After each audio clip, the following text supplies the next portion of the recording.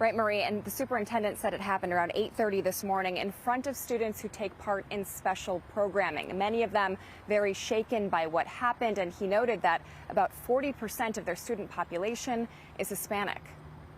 He's interfering. He just calls it an accident. It happened right outside the front doors to the school around 8:30 Thursday as some students and staff watched Border Patrol agents take two men into custody, Josefat Garcia Roa and Samuel Suarez Cuevas, according to the Department of Homeland Security. A spokesperson said they had been previously deported and their criminal histories included kidnapping, domestic violence, and domestic battery. Gurnee police said the two men led the officers on a high-speed chase that started outside of Gurnee. DHS said that during that 10-minute chase, Garcia Roa hit several vehicles, and during one crash, his car lost a tire. He then pulled into the Warren Township High School parking lot and ditched the car. Garcia Roa was taken into custody in the parking lot. They just took two people!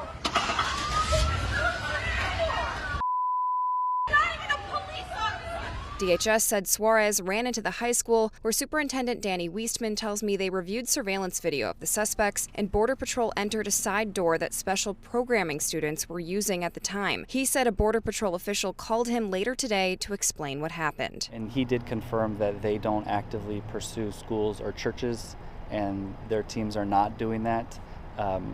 But if there was an active threat, obviously this is a scenario where their agents felt compelled to come onto the school district grounds to keep staff and students safe. I don't know what's going on in their heads at that time, but it aligns with what he told me. Now, there are reports that some of the agents may have run into or bumped into some of those students as they were entering the building. The superintendent says that's possible because they were just exiting as all of this was happening. Police said no one was injured in all of this. Now, a spokesperson from DHS told us in a statement, quote, Border Patrol does not conduct enforcements near schools, but will not allow criminal illegal aliens to put the public in harm's way. Reporting in Gurnee, Megan DeMar, CBS News Chicago investigators.